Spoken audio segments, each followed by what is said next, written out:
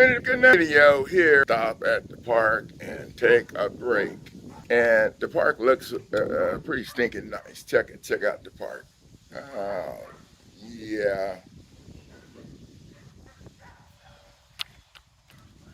So I got to thinking, guys, I'm going to upgrade.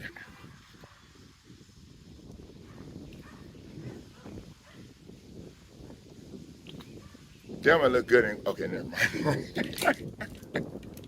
I'm going to upgrade the mortgage foreclosure package, and I'm going to include my offer to pay letter.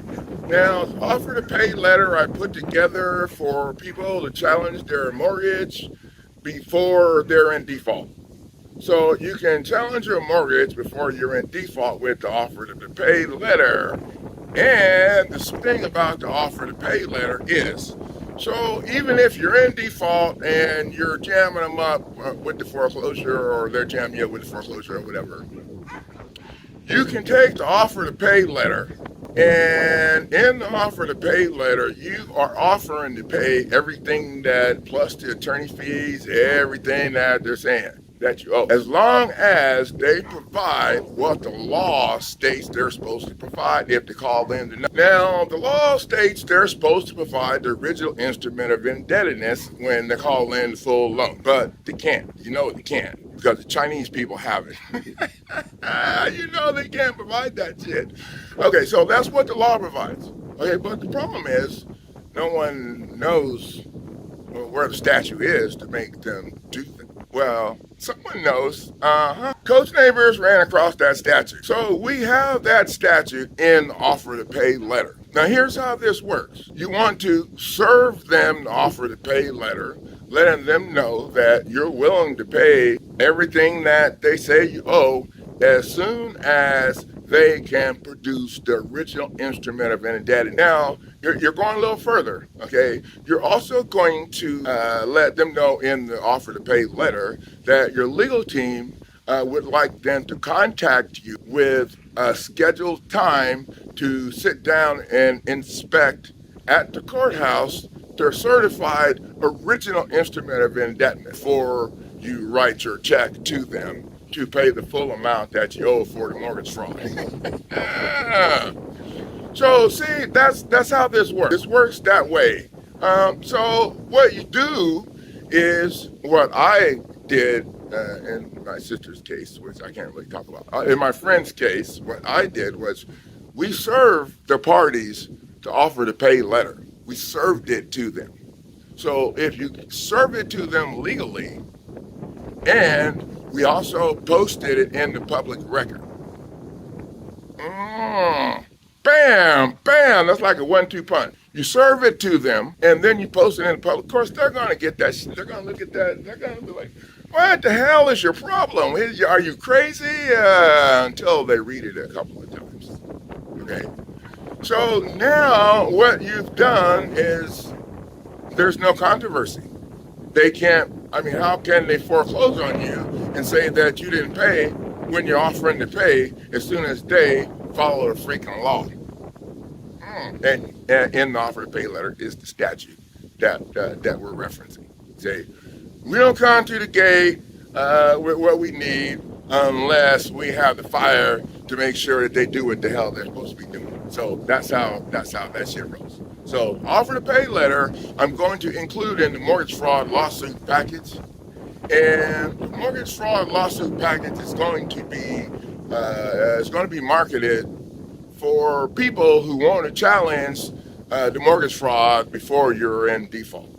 So, and this is going to be the perfect way to do it, aside from the lawsuit package. Now, the other thing I want to talk about while I'm yakking is the difference between the 42 U.S.C. 1983 Civil Rights Offensive Foreclosure Package and the mortgage fraud lawsuit package.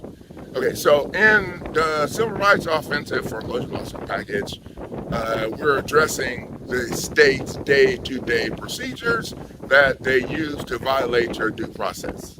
Okay, the day-to-day procedures they use to violate your due process to line you up in their administrative court for the crap that you're dealing with now. That's what we address. We don't address them. I mean, we mention it because that's the reason why we're there. Okay, but if you don't address the reason why they are able to jam your ass up, you're not going to get anything done. So in their conventional system, you defend yourself. Well, anybody that's spending time in sports or boxing or any kind of sports knows that uh, that you need to be on offense to get shit done. So that's, an illegal thing you need to be on. And illegal, oh, hell yeah, you need to be on offense. Uh-huh. 1-2 punch. That's what we do here.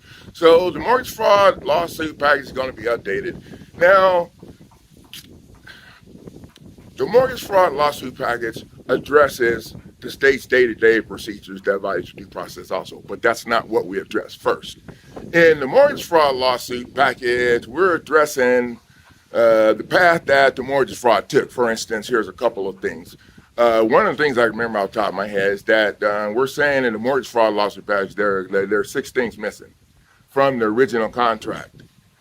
From the contract they signed, they filed in court. There are 6 things missing. One of the things that you're saying is missing in the mortgage fraud lawsuit, foreclosure, offensive lawsuit package is the fact that the lender agreed to do the deal according to the GAAP accounting principles. So those of you who know your shit know what that means. Okay? They can't say they didn't do the deal because they would be admitting that they violated federal laws. They can't say they did do the deal according to the GAAP accounting principles, which are the federal banking laws for the new people. Okay, because they didn't. So, and one of the other things that we mentioned in there is that you and the lender agreed that the borrower was going to be repaid the money. Your signature generated the money, so you're the borrower. All they did was, after you left the table, deface the stinking the deed the mortgage the lien they signed. They paid you an order of, signed it, and processed through the Federal Bureau for electronic credits. And Modern Money Mechanics, which is a publication that people are way smarter than me, says that these people got 9 times the amount put into a demand deposit account. So, how the hell can the bank be getting broke when they're ripping you off like that? I don't know. Or maybe they're just greedy as hell. Okay, so the thing is, real estate deed fraud is what started all of that. And the real estate deed fraud started. The state registered your deed in an office. The law says they're supposed to deliver it to your house. But they don't do that. They're registered in the office, and that allows the first illegal lien to be put on your property. Now, the mortgage fraud lawsuit package addressed this path. And the first illegal lien was the mortgage lien, and here's why. I keep it simple, because I played football in college, and I bought 2 things, not smart people, so I just keep it simple. The reason that the mortgage lien was illegal was because, think about this, if there were several people who owned property, all of the owners would have to be assigned, right? Think about it. So the fact that the alleged lender accepted your signature on proves that you own it already. Keeping it simple. When you keep it simple, there's no arguing. Okay, when you do their shit over there, whatever, then there's arguing, and then when the arguing ends, their buddy just gets helped them. So that's pretty much how that goes, and so that's why we don't go down that road. In this program, we make sure there's no arguing by addressing the facts. If they can't get past the facts, they're screwed. They're not.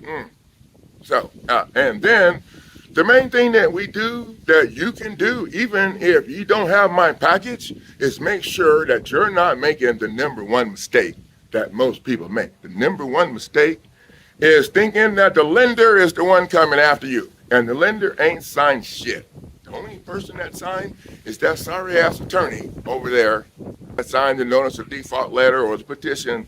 That sorry-ass attorney, that's the one that's taking your property for the state. State already has your deed. They just need to get your ass off, off their property. Okay, that's pretty simple. Real estate deed fraud.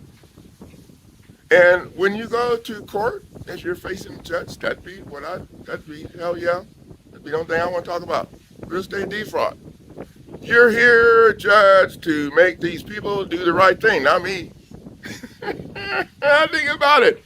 I'm a state citizen. I'm not even supposed to be here unless there's an injured party or damaged property. Yeah, but I'm the injured party and the damaged property. They drag, So I'm going to need you to order these fools to deliver my deed to my house, as it states in the law, since we're here for you to uphold the law.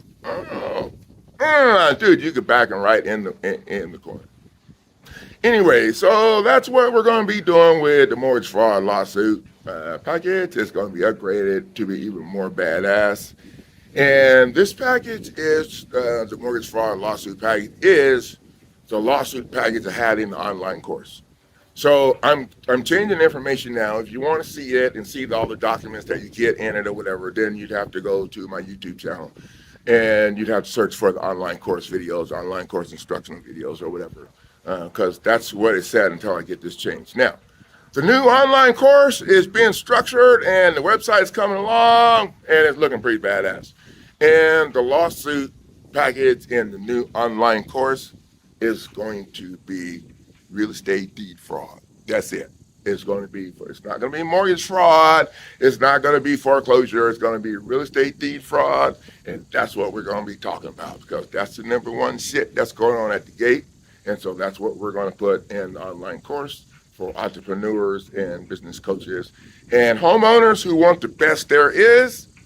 That's what we're going to do with the new online course. So I think I've been sitting around enough. I need to get my butt home so I can get some work done. Later, guys. Peace out. Stay in the ring and keep punching.